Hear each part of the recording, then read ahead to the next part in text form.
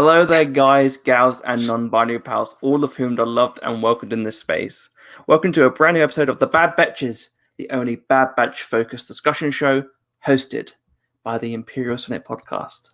I'm your host, Charlie Ashby, and joining me, as always, are my beloved co-hosts and Bad Batch members of our own personal Bad Batch, Nicky Kumar and Claire Stribling. Okay. There we go, Clone 469. Come on, baby. How's it going? Good. Yeah, not too bad. Living La Vida Loca, as Yeah. they say. As they do say on occasion, Yeah. yes. Oh, God yeah. bless. Happy International Cat Day. Yeah, where's Dooku? We're gonna say Happy Cat Day. Well, you see, he ran off. I don't know. He was literally, I'll show everybody. I'll show the class. I have a chair. I have a co-pilot seat for Count Dooku, but of course he decided to leave his co-pilot seat. So here I am alone. Fixing the hyperdrive. He is fixing the hyperdrive, exactly. I always felt like R2-D2 was a cat, the cat energy, so that feels right. He does kind of have cat energy, doesn't he? Yeah, absolutely. What have you all been doing this week? Anything entertaining? Anything good? Saw a little movie last night. Yeah, Suicide Squad. Yeah, it was a blast. So, looking forward to that. And then I was able to come home and watch it again. Hey. So that was a great time. I would encourage people to watch it if you're into that stuff. So, because maybe you also too could have a good time. Maybe. I hope for you do. It's kind of hard for some people, it seems. Yeah, But you know how to. Can't please everyone anymore. Well, I certainly had a good week. I had a little break from my phone, had a break from Twitter, had a break from just everything. Well, I say break from my phone, but had a break from certain things. I sort of catched up on a bunch of stuff. I've been doing a New Girl rewatch, and I think, as you know, I started a week and a half ago. I'm already on season 4. Yeah, the last time you texted me about it, I was like, how have you gotten this far already? Wow, okay. Do you disable the thing on Netflix that asks you, "Are you done watching?" I leaped the screen and click next episode, so it knows that I'm purposely I'm alive. Yeah, so it doesn't always pop up, but sometimes it does. And I'm like, how dare you? What a dumb question. Also, I feel like there's certain shows that just should not have the skip intro button, and that is one of them. Mm-hmm. I'm like, how dare you? How dare you infer that I would want to skip that intro? Oh no! But yeah, I'm an intro skipper for New Girl. I'm a big intro skipper for New Girl until they switch it to the guitar only part. Yeah, I'm a skipper. Feel that. I'm a skipper. It's awful. It's so. Hey girl, what you doing? I'm like, no. Like muting this. That's what I'm doing. Well, I'm about to mute this episode. Is what I'm about to do. How dare you? It's true. Man. It's like, why? Who wrote this? Why? Who is responsible for this? Who do I have to send? Actually, no, I won't bother anybody about it. But Ludwig, did he do the intro? Like the actual intro music too? Oh my god. There's no way that's not her. She had to have made that, right? She I think they definitely work together, but Hey girl, also, what are you doing? I have a specific thing about it as well. Is that I always do the whistle along with at the end of it. So that's part of it. It's just part of my rewatch thing, and I understand if you don't like it. That's as we're here, we all understand people have different preferences, but I have to do it. I will say, DNA. When you hit the skip intro button, usually it doesn't cut that part off. Because they don't want to cut off any of the actual episode. It always is at least half a whistle. Well, I've got to have the whole build up. I've got to have that energy, and also I love Zoe Deschanel, so additional Zoe Deschanel material is not a problem in my book. I also have been doing a lot of other stuff. I finally watched Birds of Prey, which I know Nicky will be proud of because I've been saying for about a few months that I'll be watching it. Haven't done it. Finally done it. Really good film. There we go. really fun to see Ewan McGregor have loads of fun during a movie as well. So I'm really excited to see that energy in Kenobi. Watch the Suicide Squad as well, alongside you, Nicky, and the world, I guess. And also, I finally caught up. Well, not completely, but I've caught up with an arc or so of the Darth Vader comic, which I really wanted to do for a while. And let me tell you this. Okay, Greg Pak is a genius.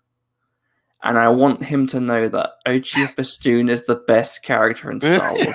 Ochi. You and Ochi. There is a panel in the book where the arc ends, where Darth Vader is rebuilt, and so is Ochi of Bastoon, and they have like a power Batman and Robin stance. Like, we're the bros who are going to be doing it is fantastic. I just love every second of it. It's Brochi of Bastoon, man. There we go. Brochi of Bastoon. That's perfect. There you go. You're welcome. That's a shirt idea. Can I have that one for free? Marvel, you listening? No, but honestly, I really loved how that book, I think it does the impossible in terms of, well, not impossible, but I feel like it's been the most inclusive of all three trilogies so far. That Vader arc manages to be completely set in the middle of the most powerful moments in the OT. Deals a lot with the grief and understanding and stuff of the prequel trilogy, and then it's him talking to the big Eye of Webbish bog. I'm like, wow, okay, well, this is what we're doing. So yeah, pretty cool to see all that stuff going big on. Guns. And I'm finally caught up with Star Wars actually as well. I'm caught up to the Bounty Hunter arc that's currently going on because I want to read them in order. And I'm that comic book guy that has to read every single specific comic in order of the events. So that's how we're doing. Come on. Perfect. I already did the catch up with all the books and stuff, which I'm still behind on. I'm behind too. One day I will catch up to the High Republic. I had the first wave done, but I'm still catching up on the wave 2 of phase 1. I don't remember how they're marketing it, but whatever phase wave chapter they're doing. The Rising Storm will change your life. I'm so scared because all I gotta say. Being on Knights of the Nerd Republic and listening to Jared yell about Kevin Scott, it was an experience of like, oh, I have so much anxiety about reading this book now. My life is gonna get wrecked. Okay. Yeah. Okay. No, bring it on. The key sequence is literally some of the greatest action in Star Wars ever. I just remember reading it and being like, this just deserves to be a movie. And that's not to knock the literary form at all, but it deserves full VFX, full sound, actors going fucking nuts. It was so good. And yeah, it's just the wildest ride to read that book. I'm excited. So yeah, definitely check it out, people. High Republic is rocking it right now. Yeah, I'm really upset about it because I need to catch up with those books, particularly because I can't listen or watch any Kevin Scott interviews, which for me is a big blow because that's my ASMR. Have you heard that guy talk? Oh yeah. It's like, oh, lovely, good man. Lord. Oh yeah. You see him and he's like, no offense, but he's like one of those people where you just assume someone has a voice, and then you listen to it and you're like, whoa, wow, what a great voice. Yeah. Oh, fantastic stuff. Well, why don't we talk about The Bad Batch, which had its penultimate episode air last week, or this past week. And I think we can all say safely, what an episode, right? Immaculate. So good. Immaculate storytelling. Yeah. I will say, as soon as I saw that title card, I had a mixture of emotions. I will say that. A mixture of emotions. One, pure joy. The other, pure terror. Yep. Yeah. It's going to be an awkward homecoming, folks. This episode, it had so much emotion to it. I think this was the most emotive I've been in an episode. Because there were cheering tears, there were sadness tears, which I didn't expect, but I could not believe I was crying for a planet. And that's because of how just the film craft of what they did and how they did it was so good. So yeah, it's gonna be a good talk. I know that much. Absolutely. Well, before we get kickstarted, just to remind everyone how we do this, what we do is we go through key points that we've sort of summarized for the episode. They're all in chronological order, but we're not necessarily have to be constricted to those chronological orders. We can jump around and talk about certain bits, but we try to go straightforward. If you want to ask us any questions, feel free to do that in the comments. We'll get to them at certain points. We'll have a little break, and then we'll get to some of the questions. So don't feel like we're ignoring you. We're going to get to those later to give you full attention. But before we do that, let's just dive into our first point, which I feel like I couldn't name a better point before this. I thought we'd just name it after the episode. Return to Kamino. Yeah. There we go. Yeah, man. Man. where do we even go? The first thing I can think about when just thinking about Return to Kamino, the use of the Kamino music and how it was less mystery from Attack of the Clones and more sinister. I'm gonna stab you in the there was something. It just felt so much darker. Hearing that music again, and yeah, I mean, this is the twilight of Kamino, as we'll eventually find out. So it is very fitting, but also just really, really cool to hear that cue again. I don't even know where to begin on how I feel about this episode. The tone was set right off the bat.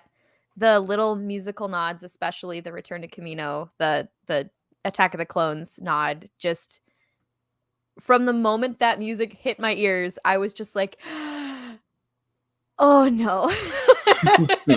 Oh no. Instant dread. Fabulous job. Kiners ×3. All excellent. Excellent job. It was so eerie too, because there was the air of mystery that you alluded to. It's because they're coming back to nearly an empty Kamino. Everything's gone. When they panned through all of the empty nothingness, I literally was overwhelmed with I'm I can't even breathe in this moment. This is terrifying. This is too much, man. Just right off the bat, instant dread, instant emotional distress, and what an amazing way to set a tone, especially since obviously we come into this episode being stressed because we know Hunter and Crosshair are coming to Kamino. But oh no. Just the things that they showed and didn't say on those first moments, you're just and crap. Yeah. And just also, before everyone starts returning to Kamino, the little bit on Ord Mantell, I want to see the footage of Sid and Gregor trying to figure each other out. Because that would have been some good shit, I bet. So I wonder what her nickname for him would be. Crazy. Yeah. Giggles would be good. Yeah. It's Goggles and Giggles. I think that would be a good duo right there. Yeah, that's a whole spin-off waiting to happen. He's got experience as well working at places, so he could work as a chef in the background. Yeah, flipping burgers. Burgers. Yeah, absolutely. I feel like that would have been a great. Do you think Sid is kind of like Billy in Gremlins, where they had the first set of troopers, and now there's constantly Rex appears, and now Gregor. By season 2, it's just gonna be a full bar. It'll be like the new clone bar. Yes. Yeah. Didn't she say something like that when Rex showed up? When she's I put up with you guys. I didn't come. I didn't ask for more of these guys. But yeah, absolutely. Yeah, for me, as you know, I love the prequel trilogy. We all grew up with them. So I think for us, our generation at least, there's a lot of emotional semblance to both the planet, the characters, the iconography, but also the musical core. And using that John Williams theme was such a beautiful element, because not only does it represent episode 2, it represents Kamino and the clones, but it also represents that era. A lot of that music was the key repetitive music in the games, the merchandise. Like, you know, if you play Battlefront 2, Battlefront 1, the original games, those themes were on a loop. So that's always been in our heads. And so when you hear that theme once again, it's like, that really does hit the emotional core on the crux. And I feel like part of it, it used in live action, the fact that it's kind of just used for the introduction of Kamino and now the end of Kamino, is a nice bookend. Storytelling wise, I thought that was a really great choice.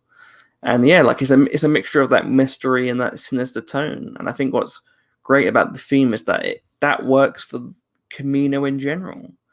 Everything about Kamino has been sinister and mysterious and emotional, whether that's the clones who we grew attached to, and obviously have these like sinister tones of murdering the Jedi and having these emotional backgrounds.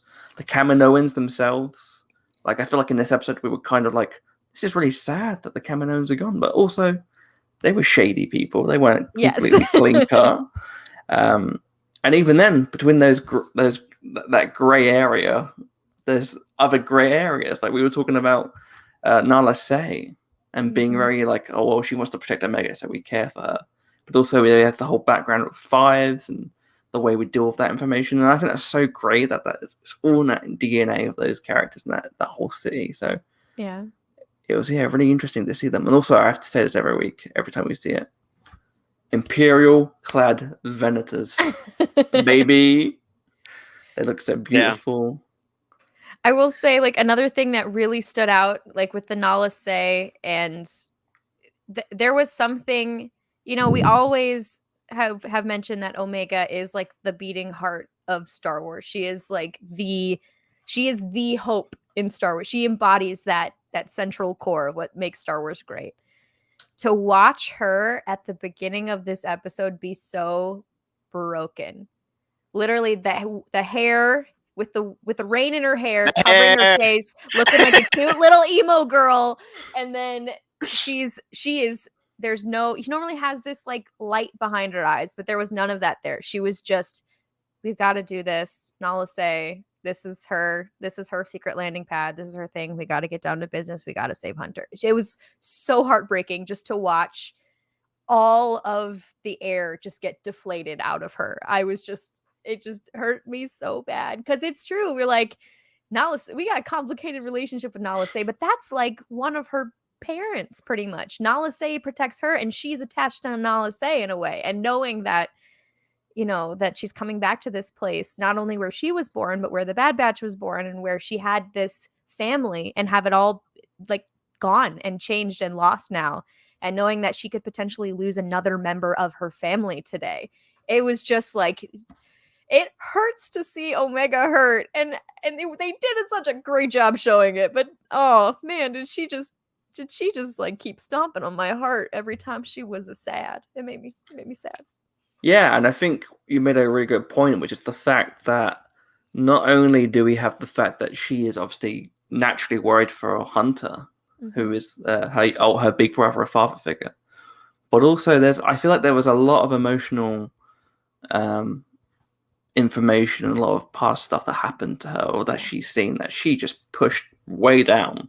As soon as she left Kamino, she didn't have to think about it anymore. So when Hunter's like, we'll never have to go back there, now she has to deal with that fact, and we have to we don't get the full information, but we get dribs and drabs, which we will discuss in a bit. But I thought it was really interesting. Also remember at the beginning, I think it's Echo, when she's like, I didn't like being hooked up to those machines either, or something. Or like she talked about not liking the facilities.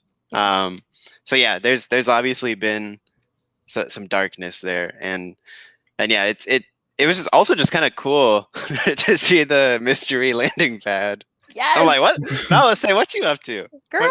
Was she like sneaking in the hookers and all that stuff, and and the cocaine? The spice. The blackjack, like that's My where it's all. friends. Just friends. Hondo. Hondo's dropping people off at Nalase's secret pad. But yeah, no, it's crazy to think about. I wonder what. I mean, obviously there's like friction between the big people of Kamino with Nalase working behind Lamasu's back and all that. But I think it's really interesting what like fully motivated like how many people even know about that? Like does anyone else know about it? And yeah, it's just really interesting to think why Nalase would have had her own secret landing pad. Mm-hmm. Sneaky. Yeah. I also I'm kind of really hoping that that's in the new Lego Star Wars game. Yeah. You remember in the original one where there's like that little room where you do the little disc, you walk around the circles and it opens up a disco and the Kaminoans come out and start doing disco moves. Mm-hmm. That's what the secret landing pad is for. That's what it's for. It's the disco There we go. meeting. There we go. It's to get to the disco. Now we know. Canon. But yeah, it was really cool to see that. Again, we say this every week, but the artistry and the amazing design work that's put into every single like the character models, but the planetary, the visual, like that shot of the ship landing in that landing bay, it felt exactly like Attack of the Clones. Mm-hmm. Like it was hard to distinguish it. Mm-hmm. And I think that the work that's been put in has been incredible. I have to say, I really love seeing the TK troopers back and seeing how now they're just out and about and going around these planets and replacing the clone troopers. I thought that was kind of terrifying, but also fun. Some people don't like the designs, but I'm still a big fan of those designs. Everyone can have an opinion,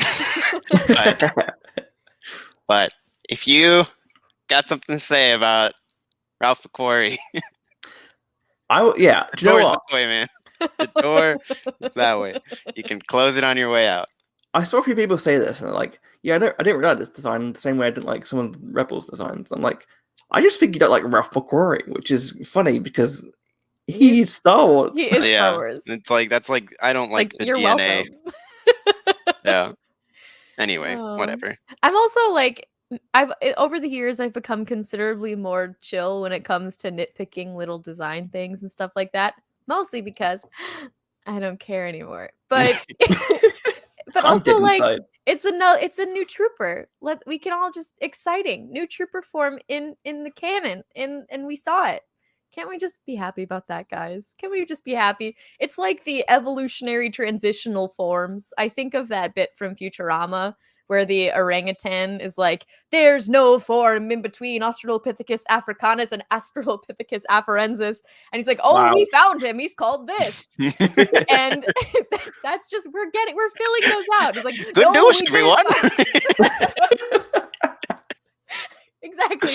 We haven't found the transitional form between the TK troopers and the... No. I just be happy that we're filling out that evolutionary tree of troopers. It's fine, guys. Come on. It's the prototype. It's in space. It's fine. Shut up.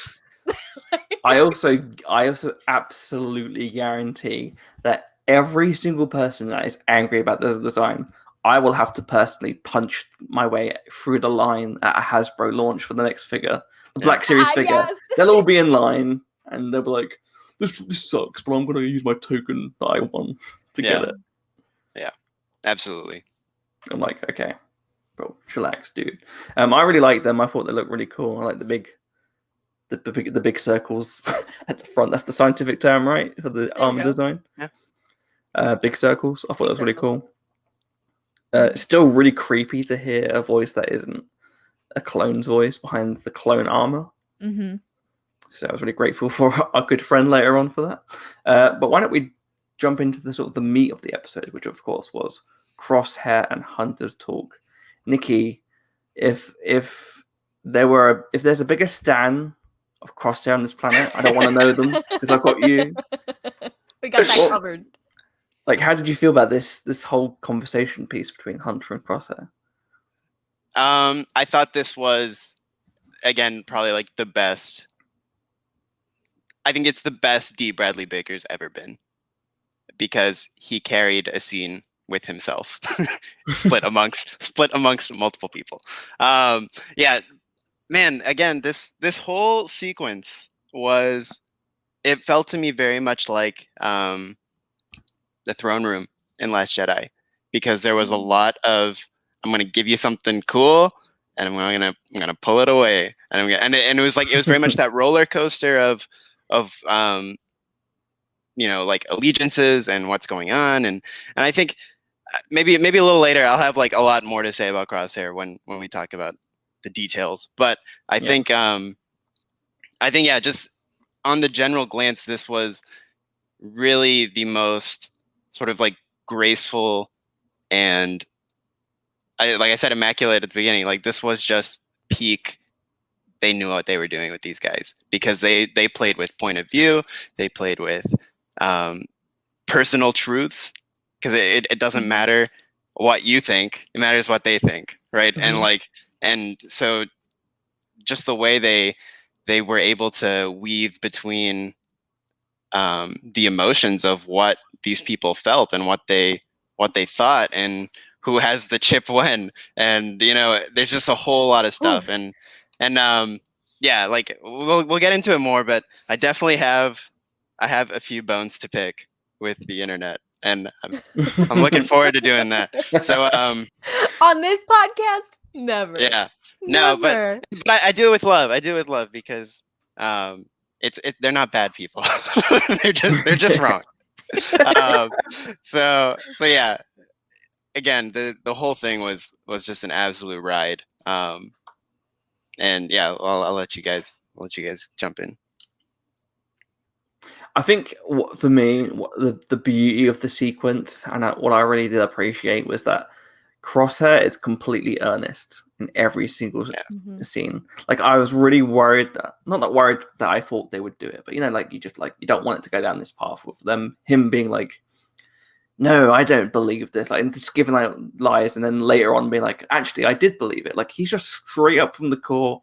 No, this is how I feel. This is my belief system, and you let me down. Like, you didn't come back for me. I am upset by that, and I thought that was really great stuff from, like you said, from Dee Bradley, but also just the writing team.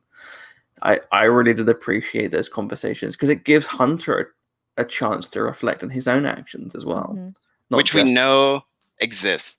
Yes. Because this is I think episode 3, where he's like, I feel wrong about that.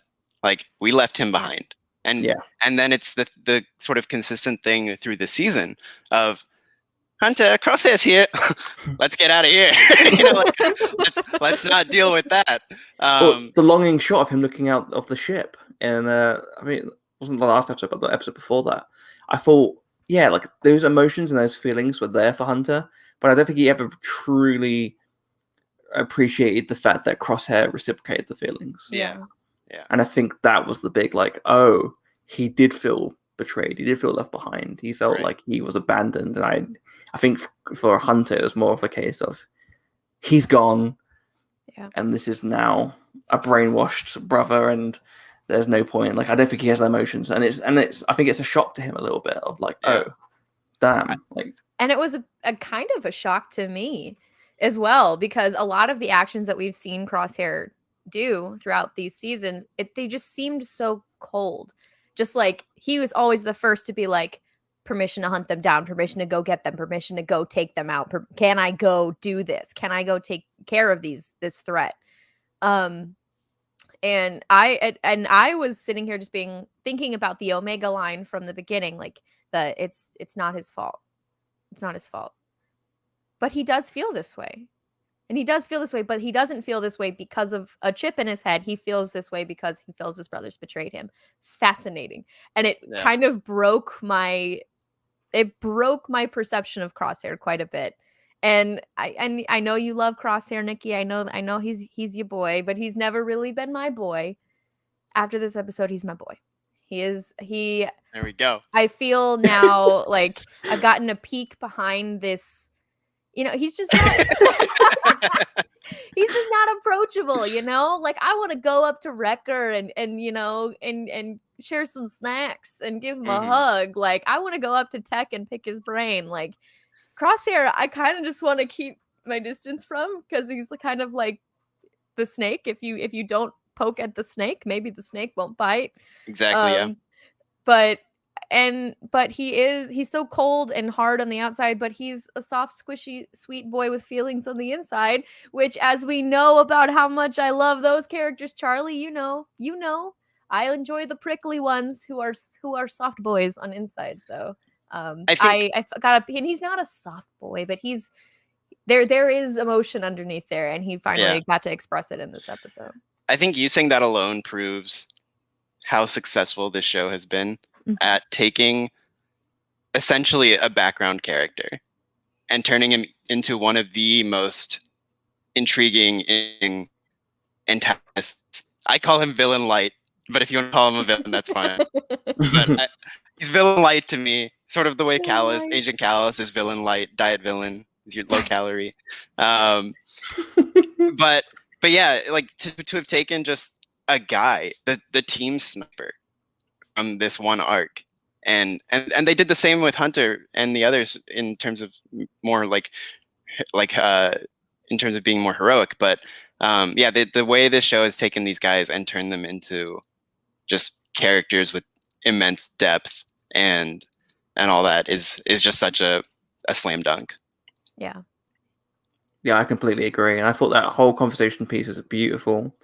The shots for the corridors I thought was really great, and I think we're so like if anything to prove the fact that this show benefits from the Clone Wars, I think it's in these particular moments, and it's not just because of the show itself, but also I feel like us as an audience have watched these stories grow and expand. And I feel like being so used to seeing those corridors full of troopers and life, and just seeing it so bare and empty was just so heartbreaking, and it really fixates you on the two characters in that little dilemma there. So I thought that was a really great shot as well. Another thing, just throughout them talking,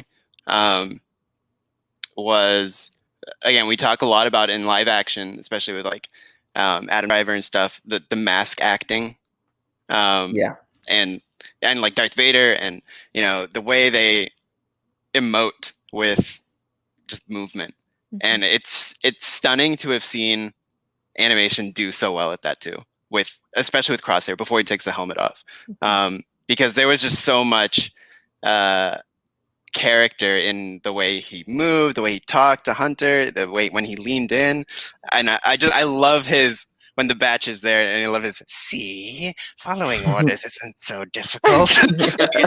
It was so great to see Bad Boy Crosshair really in his element. But also, like, you could tell there was something more. And I don't know if this is included in this segment, but the moment, this is like when I talked about like film craft earlier, the moment they did the reveal that the reflective shots, like reflective things, were in place for Crosshair to take that shot that would take out the elite squad. The moment Tech realizes that was some like next level like shit, when like the cinematography of the thing with Tech in it and the reflective that was so good. And like that's like what really stood out in this episode. Like there's just nothing short of cinematic about what they did. And Claire, you mentioned the 3 empty shots of the later, like that is insane. Like I can't believe they literally went that hard. Yeah, thinking about it. So yeah, there was just so many moments like that within this episode. Right, before we dive into the third point, should we go through some of these comments? Let's do Definitely. it. Awesome. Right, let's go to let's have a look. We have a lot of people saying about the Suicide Squad. More people would move on to DC. You never know. Like this one. You are a bold one. My kitchen is my bedroom and my study and my dining room and my my living room. So you got a beautiful microwave. We got a lot of football stuff. Literally, you get to see how the sausage is made with Nicky. Absolutely. He's in the kitchen, after all. Thank you, King George VI. I feel like from you especially is a great honor to be knighted by a ghost. Here we go. Yes, symphony. That's what I said. Like exactly. Yep. Perfect Lego Star Wars vibe. So you can just hear Jango Fett going off the building. Just beautiful stuff. Chad says totally emotional. The music was amazing. Oh yes. Also, hi Chad. I mean, the kind of brothers deserve some sort of gold. They get a true Jedi rating. I think for this episode. Yeah. Absolutely perfect. King George says, "Do we know if Kamino only has that one major platform city in canon?" I think so. I think Topoka City is the only city on Kamino. Did they mention that in the Clone Wars? I can't remember. I don't know. It's almost like it's the only thing relevant. So it's like, right. That's why they only talk about it. I would suspect it is the only thing. I don't think I think they like to keep their operation fairly localized. Very small, yeah, absolutely. I think that's definitely the case. Symphony says, "I'm so glad the sequel trilogy didn't touch Kamino at all because this is clearly a better story."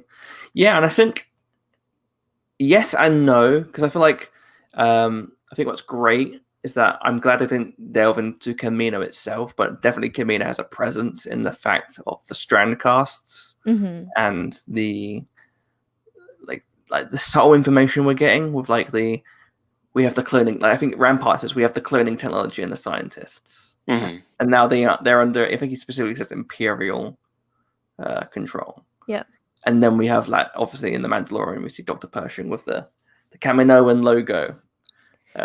And it's really going to come into play in these animated shows. I love the synergy.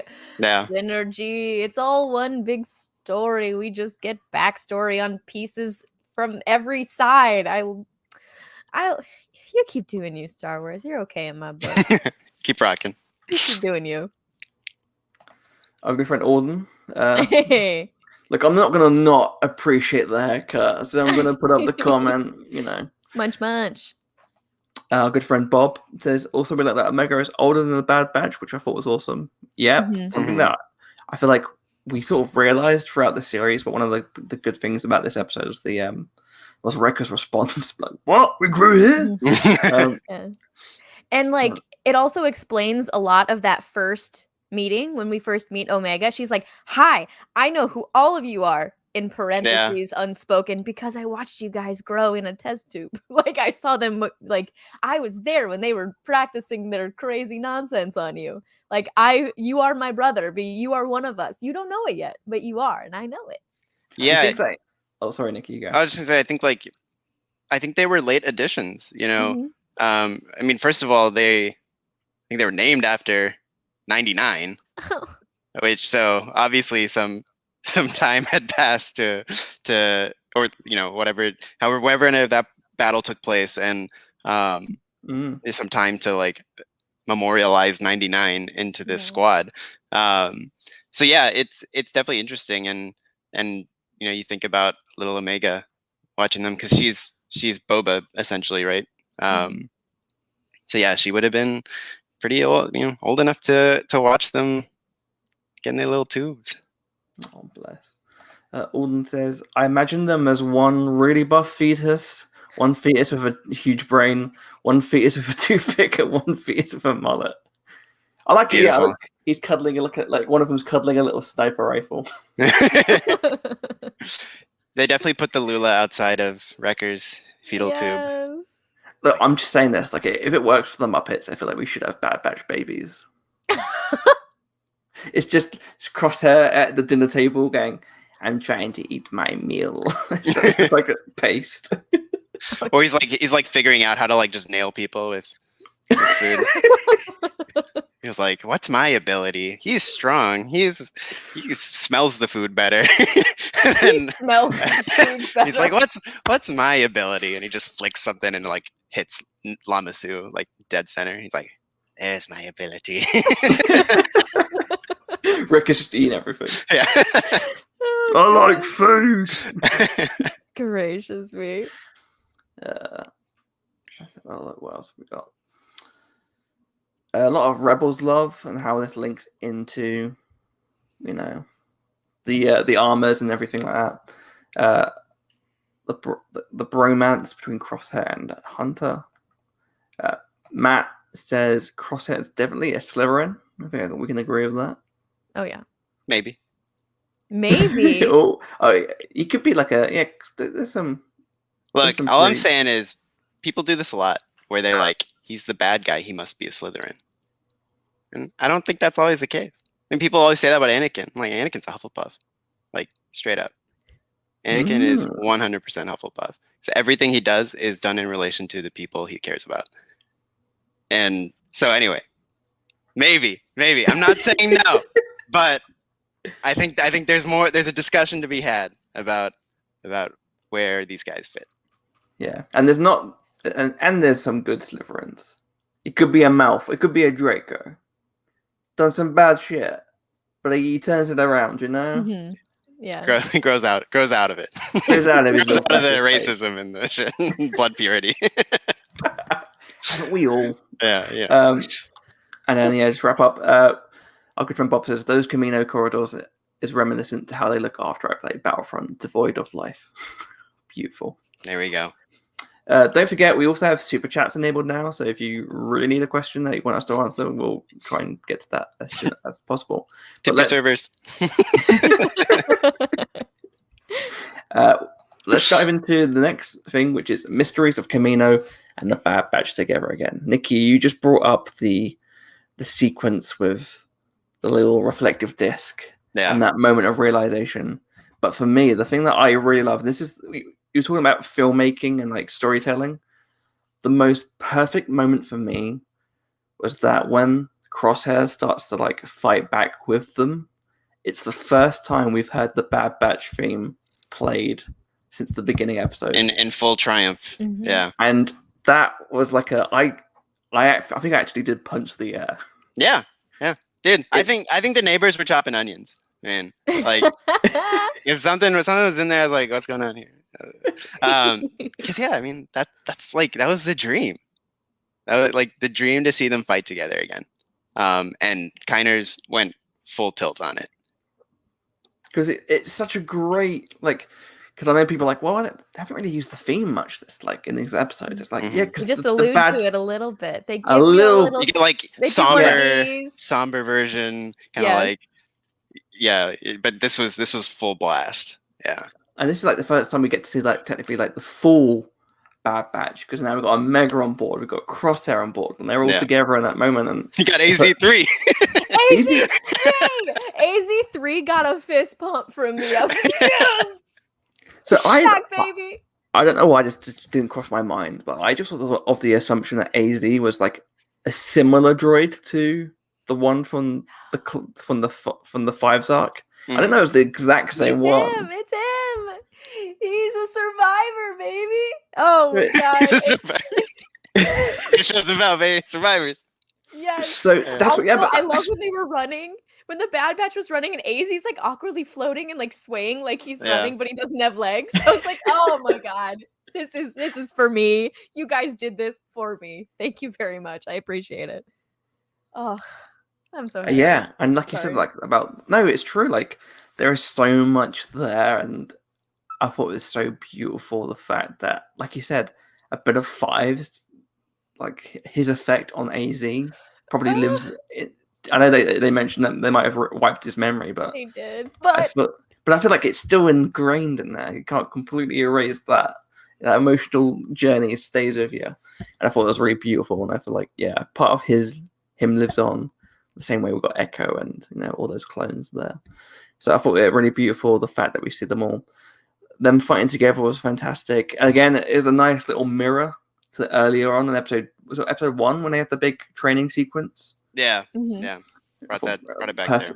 Perfect, bringing that back. I thought it was really great. I love the idea that the entirety of Crosshair's squad was murdered by him. I think that's beautiful. Yeah, what a terrible boss. Nobody loved killing Elite Squad members like Crosshair, the leader of Elite Squad. Yeah, amazing.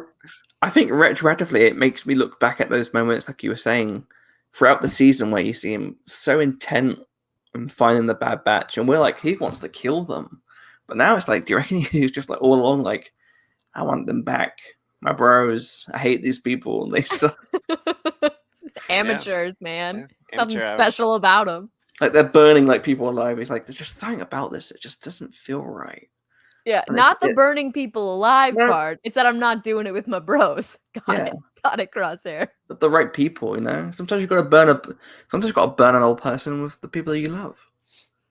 You know. That's right. That's what it's about.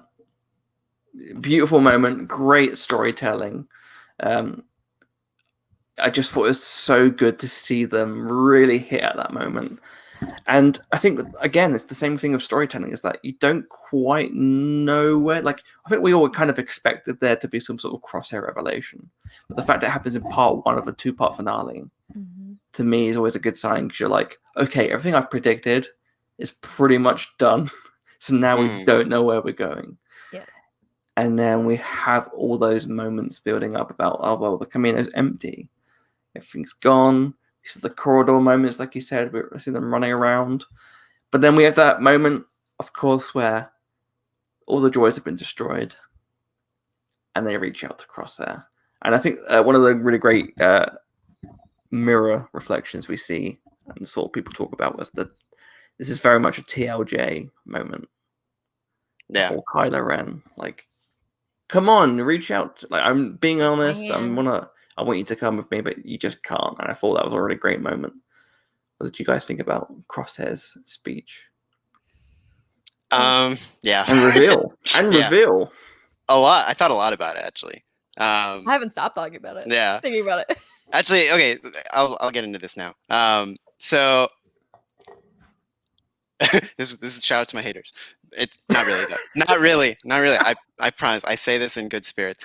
But I remember a lot, like stuff that happened a lot earlier in the season, even before the Bad Batch got the chips taken out.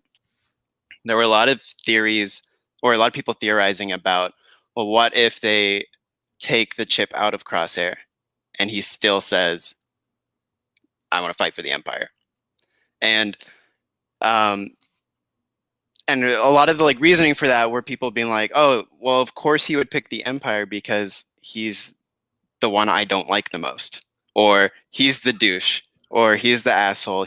I was always suspicious of him because he was a dick to everyone. So of course he would pick the Empire. And now I'm seeing a lot of those people bringing out the victory banners saying, I was right. He chose the Empire. To which I will say, I personally don't really give a theory credit for reaching the finish line, but being what I feel inconsistent with the intent. To me, that's just a lucky guess. But this isn't like, I'm not trying to dunk on anyone, because these are good people. I like the people who've done this.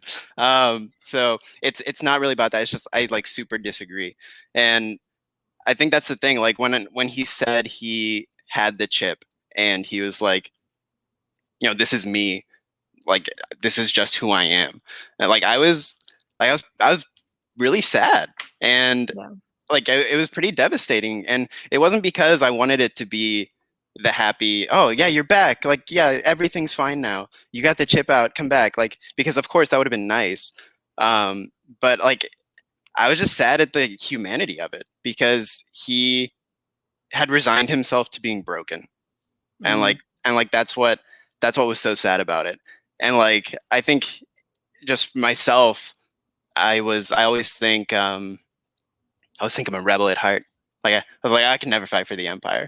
But like that scene where he's like, it doesn't matter when the chip, you know, when it came out, like, this is who I am. Like, that was just very emotionally true to me. And I also connected it a lot to like depression and addiction, because I mean, like, gosh, who in the last year and a half hasn't had some depressive episodes, right? And, you know, and like, you feel that weight. And I think you always hope that something like healthy or you find the right solution. You always hope that something healthy will pull you out of that. But then it's like, what if it doesn't?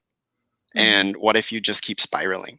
And you're spiraling, but you have nothing left to stop, because like there's like no hope left in you.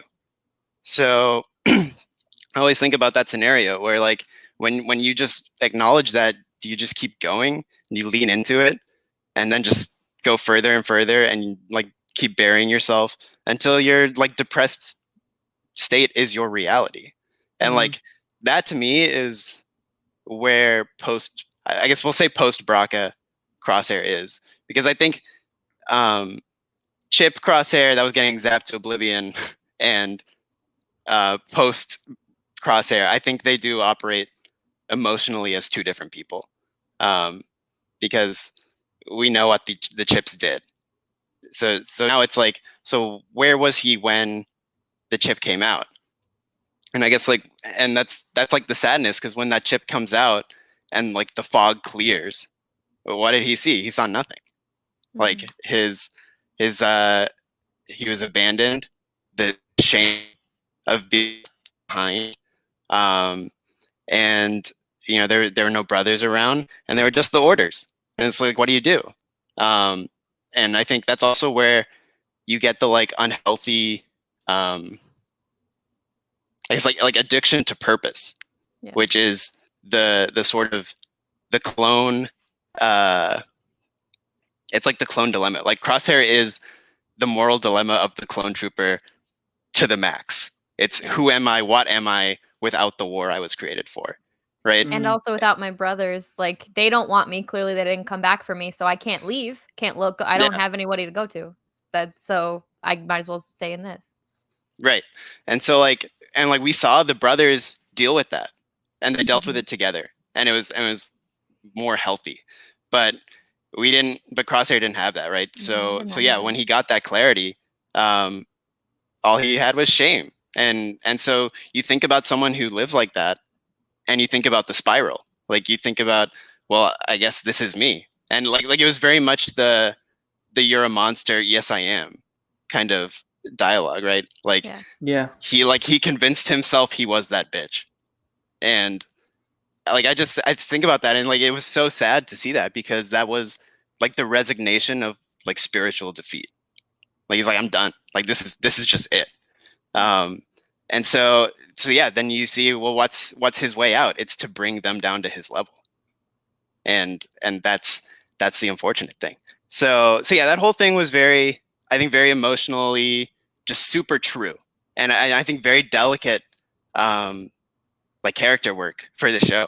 Yeah. Because I think it could have been any other way that was very cut and dry, flick a switch. But it wasn't, and it's messy and it's dirty. And yeah, I think to be like, oh, he did this because he's the asshole, is just very not ignoring the emotionally, or it's very ignoring the emotionally resonant like beats of that. So yeah, so I think when Crosshair like sits there and declares like, this is who I am, like I'm the bad guy, like I don't believe him. And I think more importantly for the story, Hunter doesn't either, which is why he stuns him and they take him with him. Yeah. So yeah, I don't want to sit here and be like, I'm right, but I think that is super telling of who are you really. And like I know the things you're saying are not you. And it again, it's very throne room. It's very, don't go this way because I know you can be better. Yeah. And I think that's the other thing, like just going back to I think I saw in the comments again, like going back to Crosshair being Slytherin because of ambition. I don't think he has ambition. Like he just wants the team back. He doesn't want to be left alone. He doesn't want to I don't think he actually wants to fight for the Empire. It's just, again, what's left when you only have the orders, and needing purpose. So yeah, I think it's it was just really awesome to see that go down. It was heartbreaking but awesome, and I think like the team taking him and at least righting that wrong is super cool and just great storytelling for them. And then Yeah, I mean, and I hope what happens is what I've always wanted to happen, which is we get a version of this story where it's about healing the family. And like this is now like we're going into season 2. Like I hope this is what season 2 is, because we have the squad. They can forgive him. Omega obviously would be vital to that, and then more importantly, help him forgive himself and pull him out of that spiral. Like that's what I hope for. And I think it's another thing in Star Wars where obviously redemption is it's the believed Ted Lasso poster slapped on the in the locker room, like redemption is Star Wars. And I think but I think the big redemption we know is Anakin and Ben, right? Where it's less about, or it's more about moments where the Force is like, fix this, you can fix this, and they make that choice and then they die. And I think it's more that like cosmic redemption where we see the moment where the Force puts redemption on the table, they take it, and then sort of the story is the work they do to redeem themselves happens in the afterlife, right? Like that's the longer process. But I think this could be a story sort of like Callus, but maybe more explored, where we get to see someone make the amends, not only to themselves but to the people around them, to their relationships. So yeah, I think that's what I hope happens. Obviously, we could show up to Disney Plus next Friday and everything I just said goes in the garbage.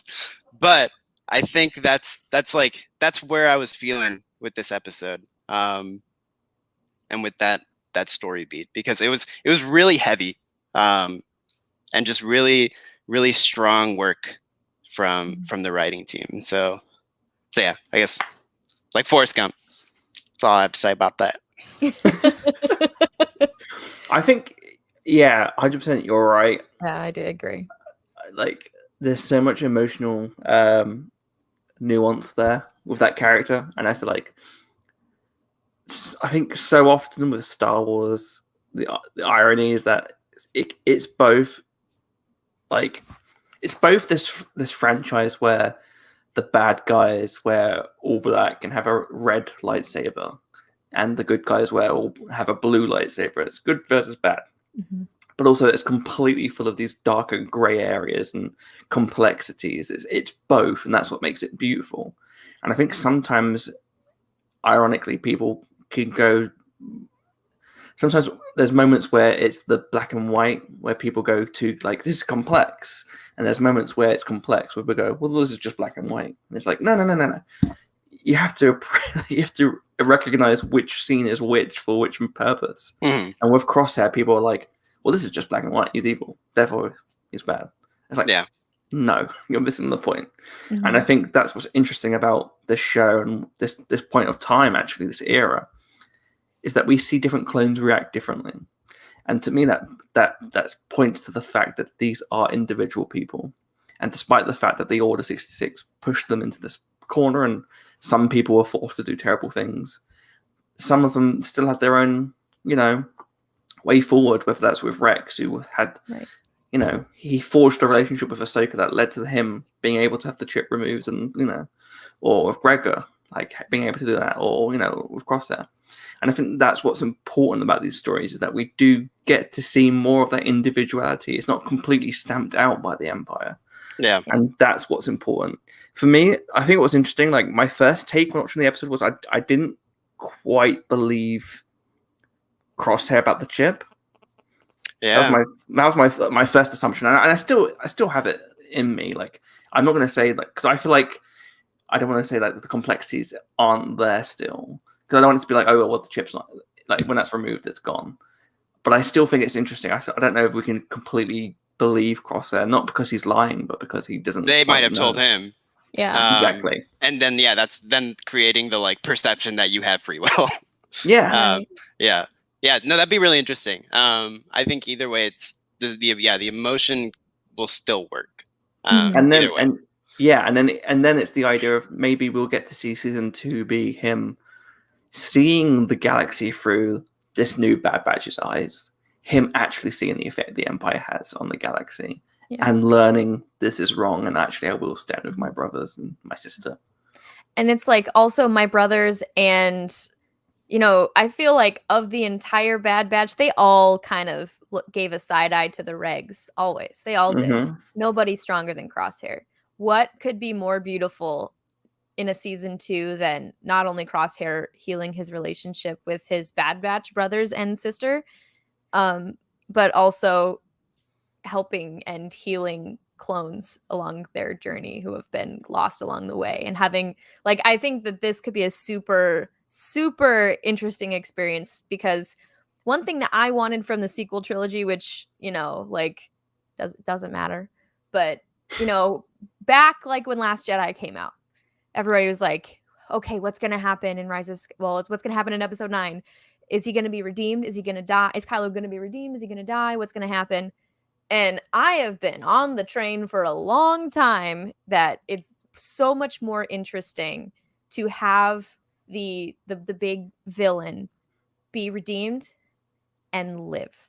And I think it would be, please get him through this finale episode next week, because I love the idea of having the villain, I guess in this case, be redeemed, and to see the journey he has to go on, not only with himself, but with everybody around him that he has in some way harmed. I think it could be a very, very interesting place to explore. Yeah. The fact that you said that brings up, and I'm sorry to say this again, I said this earlier this season, I'm going to say it again. Uh-oh. I feel like the show is pushing us into a direction where the audience assumes that Crosshair will go to this moment where traditionally he's like, okay, I see the right from wrong now, I'll sacrifice myself. And I think instead it's going to be Hunter that sacrifices himself to save Crosshair. And I think that might push him the gears into realizing, you know, the emotional push. I'm sorry. I don't want to be that. And then he leads the squad, going back to the the commotion of the first episode. But yeah, no, I think, yeah, I want to not think about that too much right now. I can't. I'm too drained from this Friday. Like, I can't. But yeah, I think next problem. I think it's an interesting point again, because Claire, you brought up the regs and the disdain, right? And also we found out that was reciprocated. Like that wasn't out of nowhere. Like they didn't just hate him. Like they all hated each other. So I think this idea of maybe a reg who knew of the batch, hated the batch, and then, you know, they all end up helping each other. I think that could be super powerful. And then this idea of Crosshair not having the chip, I think, makes Ryloth way more interesting in retrospect. Because I remember watching that and being like, wow, the restraint on Crosshair to not put a bolt in Hauser's head. Like, and now if we know if he was operating on choice, like way more in that moment. It's just super interesting. We talked about him missing the shuttle, you know, when they took off. So yeah, it's just super interesting. It's such a great move, and it just adds layers that are really good. Absolutely. And I feel like, of course, we have that great moment where it's the little standoff shot between them, and then Hunter stuns Crosshair, like you said, Nicky, that emotional impact of I will not. It's very much the Ahsoka, I will not leave you behind this time. Yeah, picking you up and then taking them back, and then we'll get into this. You guys ready? Dude, like literally the most like moving last few minutes of an animated episode, and like it's Siege of Mandalore, it's Twilight of the Apprentice. Like this is up there in that echelon of how they executed this. Absolutely agree. Yeah. Obviously, throughout the episode, we haven't mentioned this too much, but we see the Imperials have completely emptied Kamino. They've got everything they need. Rampart said earlier in the episode that they've got the technology, they've got the scientists. So pretty much Kamino is just an empty shell. Bye-bye, Kamino. We see those shots that Claire mentioned earlier, the really emotional shots, which actually, it's just, again, it's a mixture of both us as the prequel generation, so we grew up with those first 3 films, but also living through the Clone Wars. and seeing the life in those little hallways and seeing them so bare and empty was so heartbreaking. And fighting for them. Yeah. There's battle in those hallways. 99 died for that city. Yeah. And we get that little shot where Rampart talks to Grand Moff Tarkin, or Governor Tarkin at this point, and we get the final words, "You may fire when ready." Yep. Do you know what was even more heartbreaking about the sequence? Oh, the troopers that initiate the shot. The clones. Yeah. They're clones at the gunner's station. Yeah. In their little office chairs. Mm-hmm.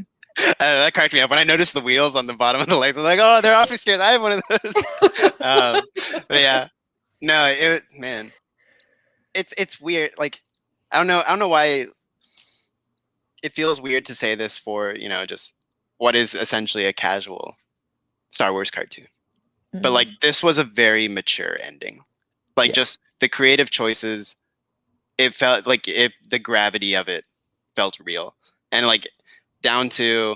I mean, actually, first we'll go to the beginning, or a little earlier. I love when Omega runs down and bear hugs Hunter, like just full arms around the waist. Because going back to what Claire said, she was so like down, and now she's lifted, and determined, and that's sort of like feeds back into this part, because when they're doing these shots of her like nodding to Hunter, like let's go, and then there's that one shot where they're running, and you just see like this determination, in her face, and like it was and that they go out the door and things are exploding, and it just no, but it was so delicate. Like this whole part was so delicate, in the music, the shots, the quiet, and it just goes to show, like, yes, it's gonna end with with a big explosion, but like it also didn't. Mm-hmm. Like it ended already, and I think it sort of reminds me of when we talked about the very first episode, and where the Clone Wars burned away to put the Bad Batch logo, and they do that every episode, but especially there, and how just once Order 66 came in, like that time is over. Like we are in the dark time, and this it felt like the death, like the end. Like it was such a great way to punctuate the end of this era. It's like the death of the prequel era. Like there was so many metaphors for this whole sequence, and I feel like shooting down Kamino, destroying Tipoca City is, like we mentioned before, it's the place where if you're a Clone Wars fan, they like all these clones sacrifice their lives to fight for them. It's the literal home of the clone troopers. It's the Empire destroying the clones. It's the metaphorical. One of my favorite ones was like, this is literally the original trilogy destroying the prequel trilogy, in a sense, like, not in a negative sense, but like in terms of timeline. Like this is it.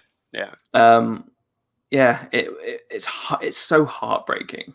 Because we have grown up with this, and we have this deep emotional core to this trilogy. I feel like our generation, and I just remember going back and seeing that trailer for Attack of the Clones, and you see Jango Fett, and that all of that's destroyed, all of that's gone, and then people that watch the Clone Wars, all those fights, all those energies, all those clones, that's their home.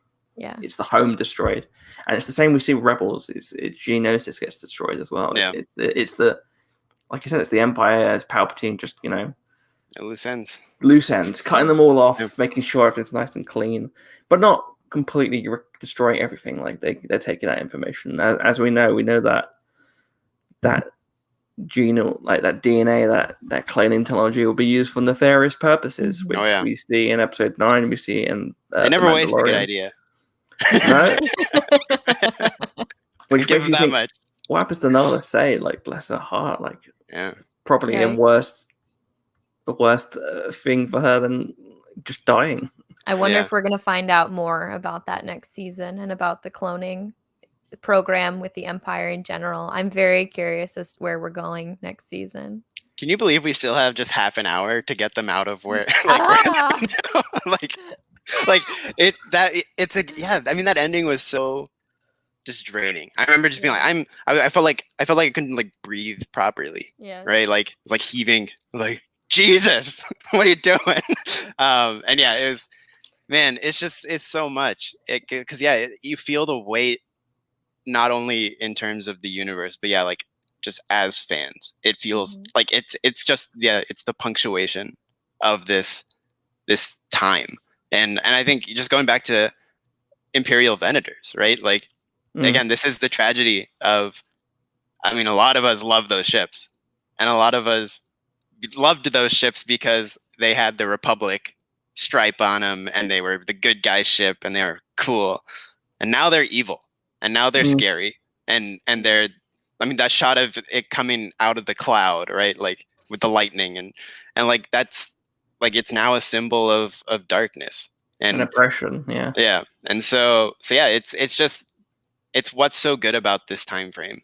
And I think the show like can't get enough credit for how well they showed this transition of darkness. Yeah, it's funny because like we clearly are three very, very big fans of the animation. We are clearly very emotionally attached to the Star Wars animation. And like it has, I mean, obviously you guys have understood too. It's over the years, especially with more casual fans or fans that you know in your life, just being like, no, you don't understand. Like, I know it's animated and that makes you think kids and that makes you think lighthearted and that makes you think for some reason not worth my time.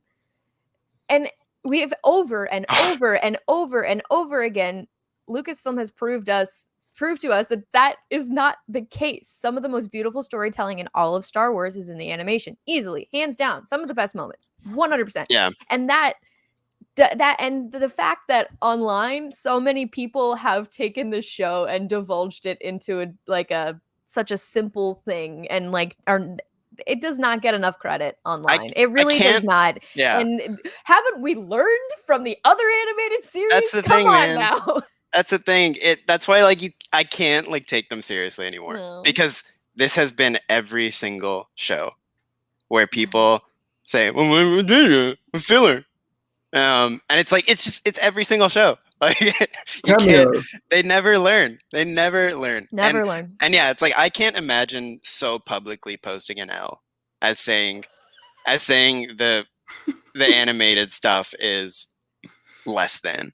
Like it's just so I'm embarrassed for them at this point. Like, and like that's again, and that's not to say they don't land for me. I don't really watch them.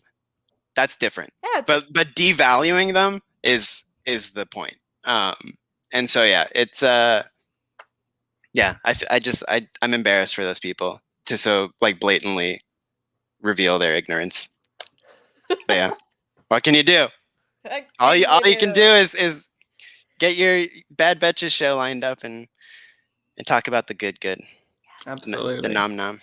And like you said, it's spot on. Like, there's no point even worrying about those takes because it's just it's noise. Yeah, it's noise. And you know what you can do to noise? Mute. Absolutely. And what I really like I said, like there's so many like all that sequence of them destroying Kamino is what 3 minutes long. Yeah. But there's so much to delve into there. Like the fact that, like you said, Nicky, this is a symbol of the Republic, the Venator. Yeah. It's a symbol. It's the iconography of the clone troopers being controlled by the clone troopers, destroying the home and the birthplace of the clone troopers. It's heartbreaking. Yeah. And there's no emotion on so there's no emotion on their faces. It's should we do the order? Okay. Yeah. Yeah, that's again, this is all the tragedy. Because I remember people also earlier in the show being like, "Oh, I guess we're not stunning the clone troopers anymore." I'm like, "Yeah, because they're the bad guys." Like it's the sad truth. They're the bad guys now. They're the stormtroopers now. Like it's that's the point. The point is it sucks. The point is they don't get to. Not everyone gets that nuanced, pull back to the light. Yeah. Like it's like that's the point. And you take it up with George Lucas, man. This guy perfected the form with the Order 66 montage. Look, and I would say this openly. A lot of people wishes if they were in that situation, a lot of people wish they could be Ahsoka Tano and have the sense of balance and righteous good to, be like, look, we can try and stun them, we can try and save as many as we can. But the majority of everyone is going to be Yoda fucking throwing that saber in the chest, bouncing on them and be like, nope, not getting shot today. Like, that's just life, like that's what it is. And because, like you said, like, and also the contextual information of not knowing everything, not knowing all the information. I'm sure Yoda didn't have the down low on everything about fives and everything. So you just gotta go with it. So I thought it was a really great episode, really great way to end. I have absolutely no idea what the second part of this finale is going to be. Hey, let me throw something out here really quick. Oh no, this is hardly a prediction. Hardly a prediction. Just I want to bring some attention to one thing, and that's. Don't count my guy Lama Su out yet. They ain't showed us the body. That's all I'm saying. We know Star Wars rules. What if they left him behind, and the batch is like running through, and they find him in like a cell, and he's like, "Sup." He's like, would you like a way out? It's magnificent. Aren't they? and all I'm saying is. What if there's still one guy left on Kamino, and he might know? He might know a few tricks. This is okay. Have you got a theory, Claire? I've got one theory. I have chosen not to theorize because I got nothing. Not only do I have nothing, I have been repeatedly surprised with the story choices, and even if I just am choosing to keep it that way. I'm choosing to keep it that way in my own brain. Very cool. Live in the moment, man. I am living in the moment. I got a cat in my lap. We're talking about this amazing episode. It's International Cat Day. Just good vibes right now. Good vibes. Oh, bless. Before the pain on Friday. Want to show Dooku for a second? Yes. Okay, everybody. Oh, you are heavy, dude. Hi. International There we go. Cat Day. What up, Chief? What's his bow today? It's navy blue and it has s'mores on it. There we go. We eating tonight. That's right. Say hi, everybody. Yay. Okay, I'll put you back down. Go. Oh, bless. My theory is that obviously the city collapses into the water. And one thing we haven't seen so far this season, I don't think, and that we know, and we don't think are dead. Oh, yes! We know they ride them. Yes. Where's the stable? The underwater stable. Amazing. I can't believe I can't believe there's still half an hour to get, because it's like, where is everyone? Like, what is the enemy? Right? It's is it just getting out? Like, maybe it's like the Clone Wars finale where like there wasn't really like that last, I forget the last episode. Victory or Death, I think. Victory and Death, yeah. The point was to get out. Yeah. So maybe it'll be kind of like that. But yeah, it's super cool. Super cool stuff. To point out what you said, Claire, earlier, wouldn't it be great if, like, they're trying to escape and the ship that ultimately collects them is the Rex? Yeah. Like it's Gregor Rex and maybe Wolf. Well, they told Omega to call Rex. It went south. And Gregor's with Sid. Yeah, that'd be great. That'd be a great way to just bring them all together. Have maybe Wolf there. Maybe have my man Cut. Ooh, that'd be great. Cut partying. And he's like, hey, there's Crosshair. There he is. I was wondering where you were. Marta Cody. Oh my god. See, I don't know how I feel about Commander Cody. I don't know if we're gonna see him. I think he would be a good villain still. Yeah, that's exactly my point. Yeah, it'd be good to show up in that capacity. I think maybe Kenobi series ? I don't know. Well, I think Bad Batch would be a better place just because I would love to. We know there's going to be a big confrontation. We know there's going to be some sort of rebellion at some point potentially, and we know that things don't go well. And I think the two best friends, Rex and Cody, meeting each other would be ouch time, like you said last week there, Nikki. Yeah, absolutely. So many cool things they could do. I also want to throw back to last week's episode. Scorch is still out there. Scorch, baby. Because I remember thinking, what if the rescue attempt is on that planet and they shoot the whole place up? They did not. Scorch is still out there. The Delta Squad again would be a great villain foil for the Bad Batch. That'd be great. It was funny seeing StarWars.com sort of retroactively try and say like, "Oh, we don't know if it's like completely Scorch," and everyone's like, "Man, get that out of here, guys! Shut your get mouth. out of it." Shut your mouth. Yeah, that was really great. Like, it's like, no, come on now. We know. Yeah, ridiculous. But there's so many great story arcs. I mean, it'd be cool to see Boba Fett.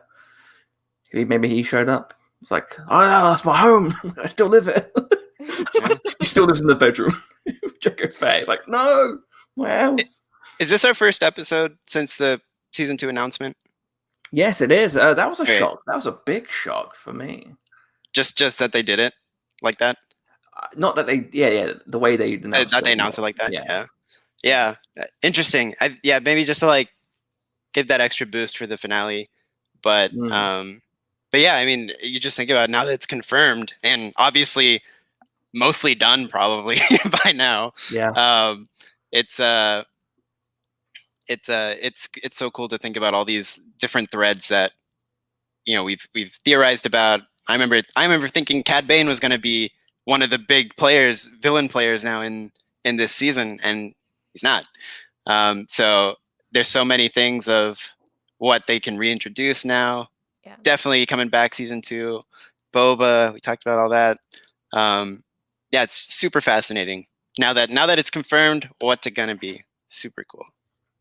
And there's so much like you can just sort of theorize about, and we'll get more into it next week. I think with the finale, we'll have a bit more better understanding of where the show's going, and also it's just nice to wrap up. But I feel like there's one character that I rewatched an episode of, or like an arc of that one episode of the Clone Wars, and I was like, do you know what? Do you know who I'd like to see back? Dengar. Someone picks Dengar. Hey there, Boba. I thought you were about to say Meeber Gascon. Dude, young, oh my lord. Young, sexy Dengar was a vibe. Right? His toilet roll, like the fit man. Just a shot of him there compared to him in episode 9. Yeah. Oh, how the mighty have fallen. Bless him. A really underrated moment. Just the fact that Dengar did that to himself. It's so Palpatine. Like he's up there with the say you can't let go. He can't let go. He's willing to turn himself into a monster. But anyway, as you were saying. Good stuff. I thought it was really cool. I'm really intrigued to see where they go, and I can't wait to see what will happen next. Let's just wrap up. If you've got any questions, quickly send them in. We'll try and answer them before I wrap up, because this is a pretty beefy episode. We have people saying, here we go. Chad says, I found that the same feeling in the music cues of the Clone Wars episode shattered right in the beginning. You hear the Clone Wars trumpet, and it just crunched me. End of an era. Yep. 100%. The sadness. Astute observation, Chad.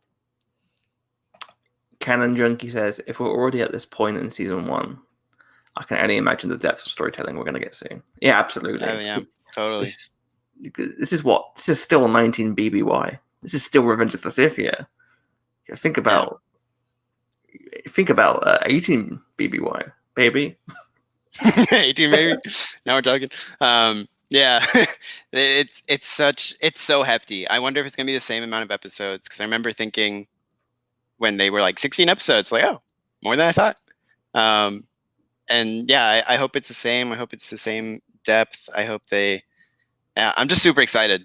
Like, I think that's the main key. I think there's a thing about like not wanting to throw too many I once. I think that's dangerous territory. You can fall very easily into the people talking about wasted potential. Which, go back to another episode. You can hear me talk about that. But anyway, and yet, yeah. But yeah, it's super exciting that it's just happening in the first place. Do you think there'll be a time jump? I hope not. I don't know if there will be a time jump, but I kind of... Not initially. Yeah. I just kind of hope that we get to dive into, Hopefully everybody makes it out next Friday, but I think that there's a lot of messy interactions that would go on immediately post leaving Kamino that I want to see. To see, and they've done such an excellent job with character this season, and I just think that it would be so juicy.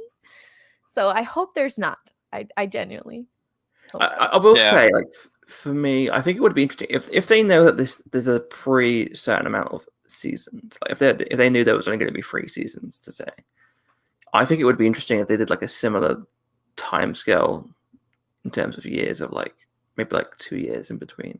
That would be like the trilogy. Yeah, like if season 2 is like 2 years later, and then we start off at a point where like whoa, what's happened here? Like there's differences, and then you sort of throughout the season you learn that like what's happened, and how the galaxy changed. I think it's like most things where you can't know until it happens. Yeah. So it's like we'll find if they do a time jump, we'll know if it was worth it or not. Like that's like my whole thing with Kenobi. When people are like, I don't want it to do this, and this, I'm like, well, you can't know until they do it, and then you can decide. Because they could make that choice, and it could be amazing, right? Or it'll be like, well, I wish I saw those conversations. So yeah, it's hard to say. I think context definitely like Rogue One first flashbacks in Star Wars movies. Like it's just because it hasn't been done yet doesn't mean it's not going to get executed well.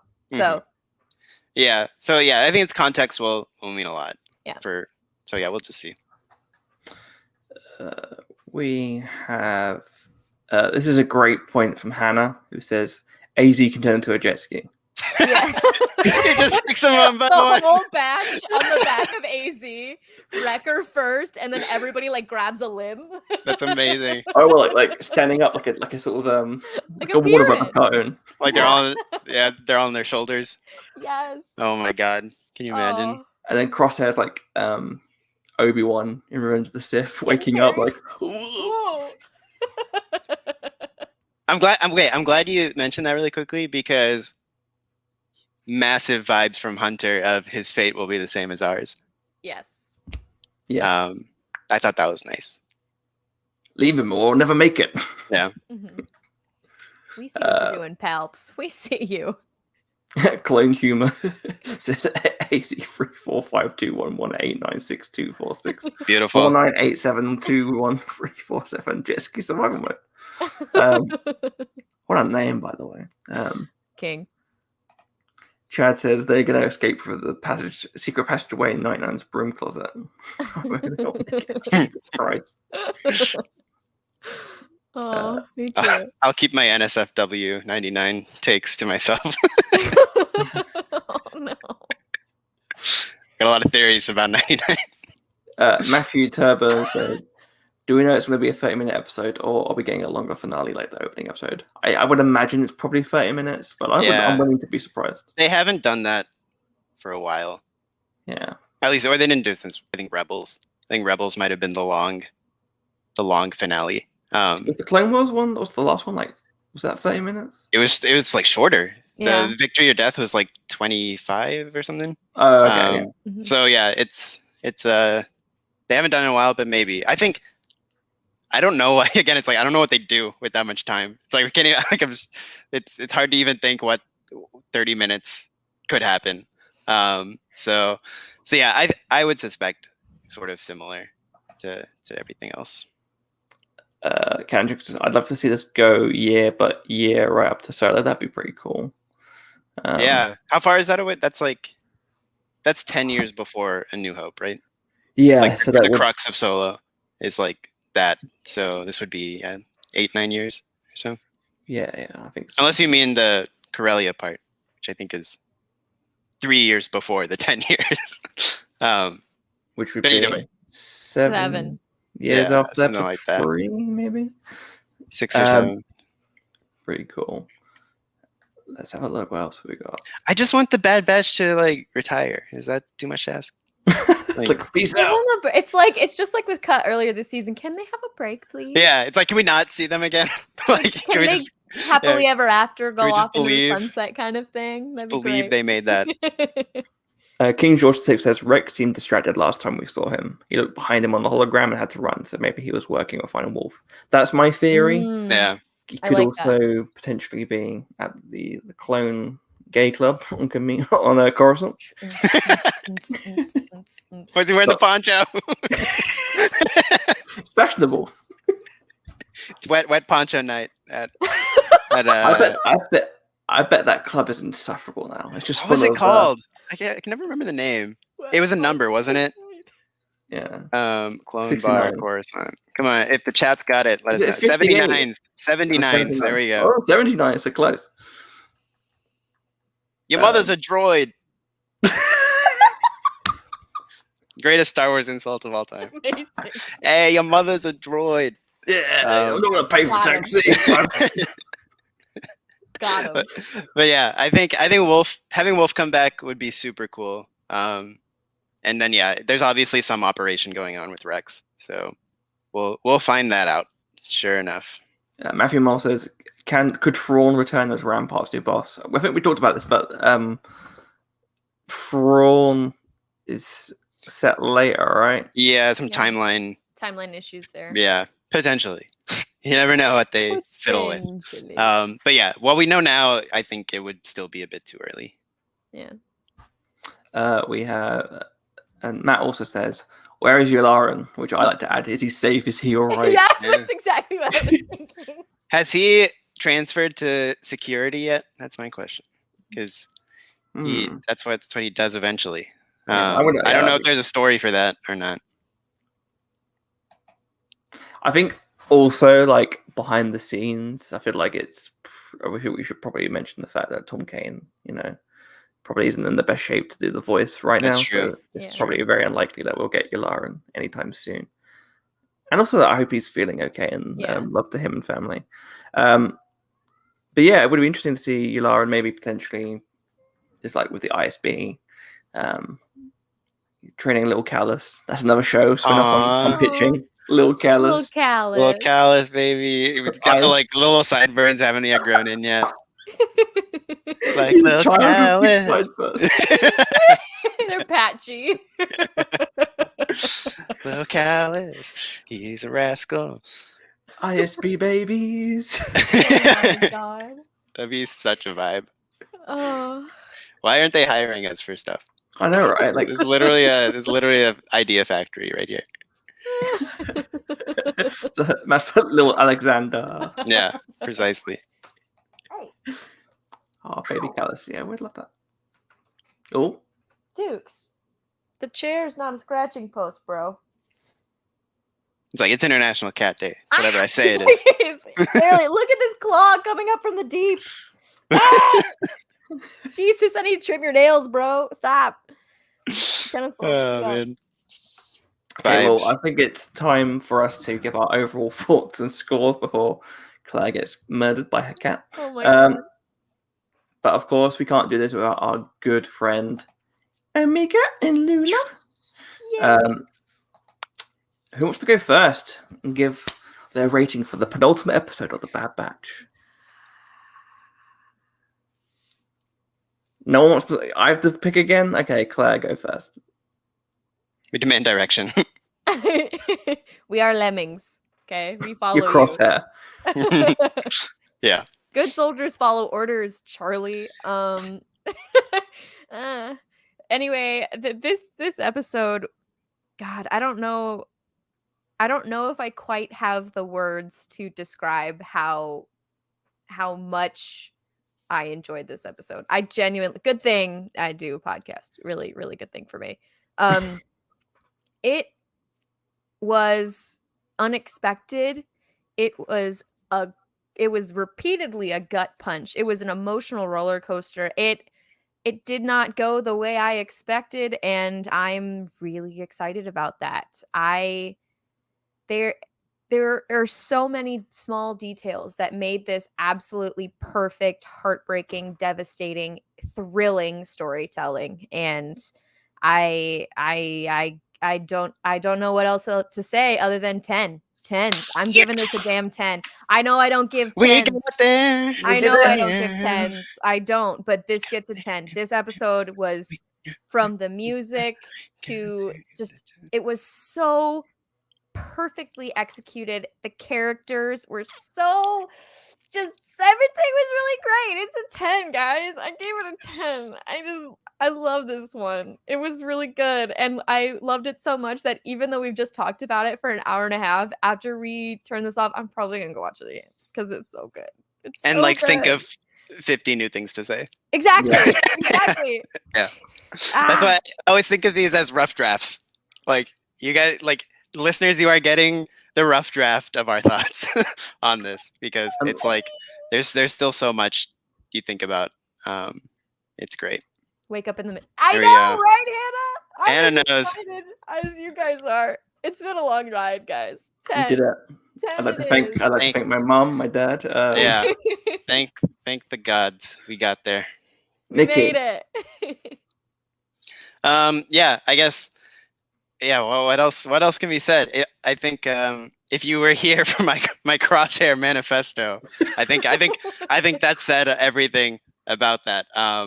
What I thought about this episode, because yeah, it was just it pushed every button in just the most emotionally true way, and it offered questions that were not cut and dry answers, and I think that is a real testament to what this show and the writers do.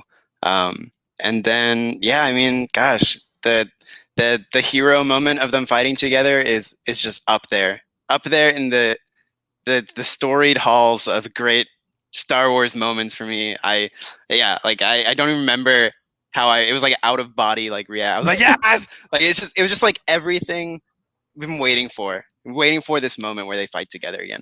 And then again to have it muddied almost immediately. So yeah, just amazing stuff. I can't believe how well this show has just done and like been for me personally. It's just been so good. So yeah, you know the drill here. 10 out of 10. Well, that's absolutely perfect. Canon Junkie says, can't wait to see the Crosshair Manifesto scrawled on the bathroom stall. I think Nicky's going to go full Martin Luther, just go out nailing it to people's doors. Yeah. This is my religion now. It's free to join. No membership costs. Matthew Mole says, this episode ruined my Kamino life, 10 out of 10. Chad says, absolute 10. Canon Junkie says, damn 10. King George 6 says, 10 out of 10. Would recommend Claire Gaming. Which is a nice little plug. Which means see you tomorrow night, gang. 7:30 p.m. Central Time. Thank you for plugging for me. I like this. Here we go. I don't have to do anything. I'll let the chat do it. Sam says, I'm sad weekly Star Wars ending for now. Me too. Yeah. But we got the stories there still, we've got all that good stuff. We've got the comics, you've got the Imperial Senate Podcast on Apple Podcasts that you can listen to. Yeah, I'm telling you, the real world between worlds is Disney Plus. Because you walk in and in the little windows, every story you could love and imagine. And you just select which one you want to watch. It's beautiful. Hannah is given a 10 out of 10 as well. I'm going to give my score. I can't. You both explained it much better than I ever could.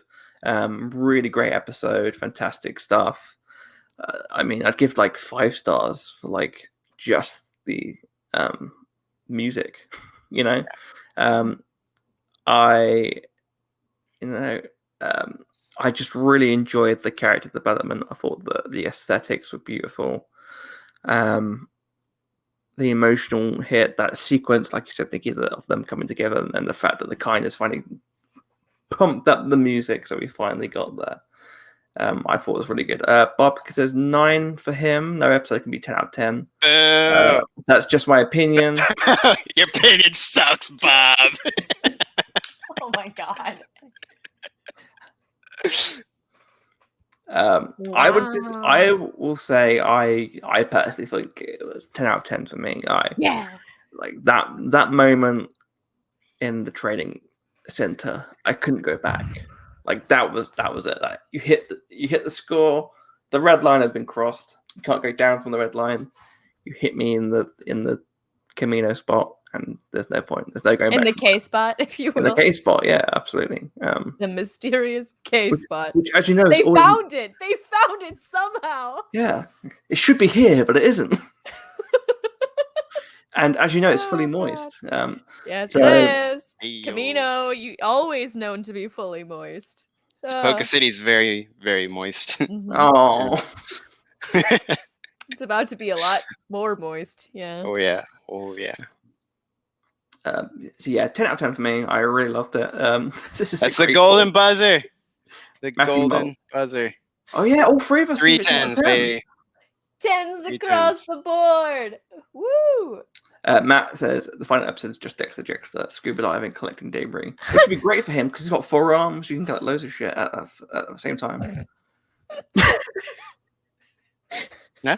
How would he swim? I'm trying to think of how he would swim. Would you use the lower set of arms as an extra pair of feet to kick, or would we be paddling in some sort of? For anyone who's seen the Suicide Squad, I imagine him swimming like Weasel. Oh no. I look forward to finding out what you mean by that. Oh, that's how I see that image. Oh, no. So yeah. Oh no. Okay. Can Drinks says work the K spot. Of course, you should always work the K spot. If anyone tells you the K spot doesn't exist, they're lying. It does. Just takes a little search and you'll find it. It's supposed to be here. Master, somebody removed it from the archive memory. Oh, the mind of a child. Jesus Christ.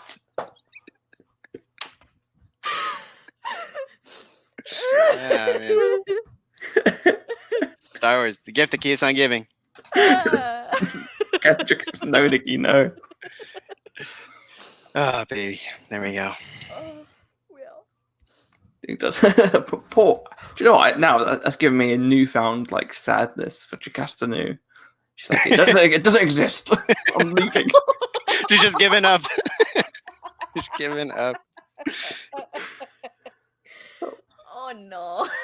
Ever since Dooku of Serena left. Oh, he's curved hilt can no one can replace that. Well, I think that's a perfect spot to get involved into the plugs and then wrapping up the episode. Of course, you can find the Imperial Senate Podcast on Twitter at ImpSenatPod and on Instagram at Imperial Senate Pod. Claire, where can people find you though? You can find me on Twitter and Instagram at cstribs. That's part of my name. Don't wear it out. And you can catch me every Tuesday night at 7:30 p.m. Central Time on the Imperial Senate Podcast Twitch, where I will be streaming video games and like probably drinking wine and just hanging out. It's a real good time. It's just kind of hanging out with your Star Wars friends every Tuesday night because, come on, it's Tuesday. What are y'all doing anyway? What else? Oh, yes. Tonight, this very evening at 9 p.m. Eastern Time, I'm going to be on the Broaxium channel, as I have joined their Quick Shot crew. If you're not familiar with Broaxium, they break down all the Star Wars comics, and the morning that each new Star Wars comic comes off, they do a little preview without spoiling all of the really good stuff. So it's really cool, real cool. I cover Dr. Aphra for them, which is exciting. And so yeah, tonight, 9 p.m. Eastern, I'll be there on the Braxium channel, shooting the poodoo, doing my thing, and it's gonna be great. Perfect. Yeah, don't forget to check them out. Give them like, subscribe, and we love all that good stuff. Nicky, where can people find you and your stuff? Yeah, as it says on my little rectangle thing, at Niquitius is where you can find me on Twitter. Talking about Crosshair, I guess. So yeah, hang out there if you are not currently following me, or don't follow me and just have a look around. Make sure it checks out. yeah, that's where I'm there. You can listen to the One and Done Film Club, which is a fun commentary, franchise film commentary show I do. And we've got some fun stuff. I think now there is we have since updated since the prequel episode. We have a very fun statistics episode where we learn a lot about the different movies that came into the One and Done Film Club. We learn about their budgets, their box office, their critical reception, all sorts, and all this data goes into the mixer, and we find out what the best movie of season 1 was. And so it's a fun episode. And then we also have another special commentary one coming out very soon. And then season 2, we'll be right back at it. And let me tell you, it's better than season 1, I think. So that's a fun project. Come check that out. Did I say that's at One and Done Show? I don't know if I did. But you can say it again. Okay, it's on Twitter at one, the letter N, Done Show. And then, of course, you can also catch me on the Imperial Senate Patreon, where there are some very cool things coming this month, where we already have the Sacred Jedi Bricks, which is a Lego-based show. And then I've got some other shows for fans of animation. Big one coming up there. We're going to watch some episodes together. And then we got a sort of general talk kind of thing. And then fans of the Premier League, we're going to do a little bit of Premier League talk, and specifically the Imperial Senate Podcast Fantasy Premier League talk. We're going to be talking about that. There we go. We got the goods right there. And yeah, I'll put on our Twitter account the code if you'd like to join. You have just under a week. I think by Friday you need to have submitted your teams and everything. So yeah, we'll put the invite code up online. It's a fun thing, and if you're a Patreon member for $1 a month, you can listen to the show where we break it all down. So yeah, that's the stuff I got going on. We also have Nicky. Should we tell them the big news? Let's do it. Oh, it's exciting! Yeah, this is like a breaking news, I guess. Like breaking. For any ISP fan who is a big ISP fantasy league fan. If you want to join our Premier League thing, we have a new shirt on our TeePublic store, and it's real cute. Special design. You got the Imperial Senate Fantasy Football League. And we've got a little callback there, yeah, Premier League style, all good. We'll available. We'll add some higher resolution images to the tweet online. But there's your special sneak peek of the cool design we got there for a brand new season of Fantasy Premier League. So yeah, we hope to see you there. Yeah, and me and Nicky are part of it, so you'll be competing against us, of course. Alongside a lot of the people you see in the chat. Our good friend Bob is part of there. Got a lot of cool people. Matt Turbo is part of there. So yeah, join us. We have a lot of fun. To, but I don't know enough. You can still join. You can join and forget about it. All your asses. Yeah, you just get the winning formula. Yeah, I know. Yeah. And for the reference, or for being so particular of relevance to this show, I will say my team name is Goal Force 99. I was pretty pleased with it. That was a good one. Yeah, and I got the dark gray and red kits on, so they're looking good. My one was specific, if you know Star Wars and Arsenal, because my one is Sheave Bolds under 23s.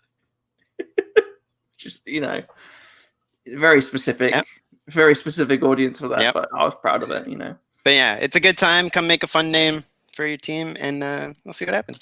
You get a cool thing at the end, which maybe next week I'll show you the cool thing, because I have a cool thing. so yeah, well there's a little tease to show up next week, because we know that's why you're here. Absolutely, and you can find me on Twitter at CMWASHBY, as you can see here, and you can also support me on Patreon and Ko-fi. The links of which are available through my Twitter bio and my Linktree URL. So, which is what it looks like this. Of course, you can see like my website, portfolio, links to my personal podcast network where you have shows like Ponder Vision, which the next episode, the latest episode came out this week, which was the Loki finale, but also we'll have an episode coming out this upcoming, or it'll be tomorrow actually, Monday, where I spoke with, me and Ash spoke with Claire about Black Widow. It was so much fun. We had a really good time, and I laughed my ass off. So you should go. You should go listen to it when it comes out. It was fun. It was a lot of fun. We got to tell. We talked about a lot, obviously, the film, how much we enjoyed the Black Widow, the pros, the cons, and also I got to teach Claire about the creepy Ant-Man. Yeah, that I have seen images I will not ever unsee. So thank you for that, Charlie. You are welcome. My nightmares are haunted. I've never slept again, and I never will. It's fine. I'm not paranoid in the shower anymore. It's cool. It's cool.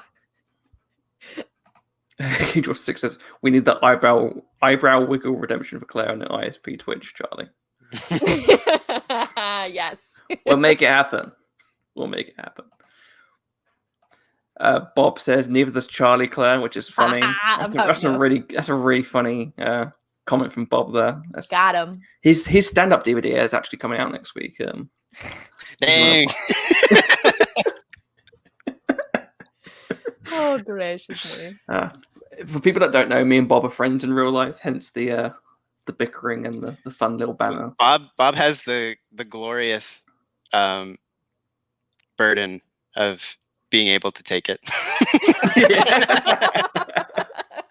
So yeah, when we're like, why are they shouting at Bob so much? Like it's because it's Bob. It's because it's Bob and because it's Charlie. Just let him go. Because we love him. He knows that. We do love Bob.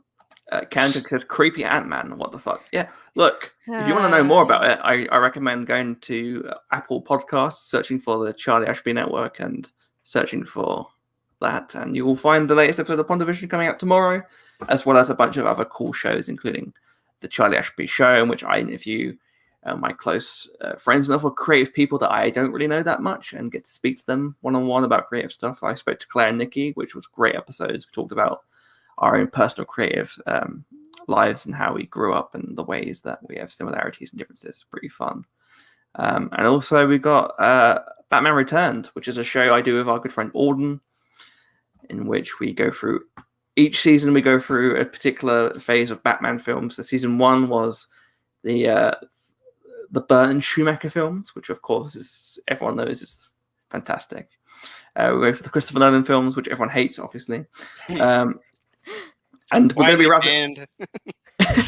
we have like the core episodes, and then we have like a bit of a break.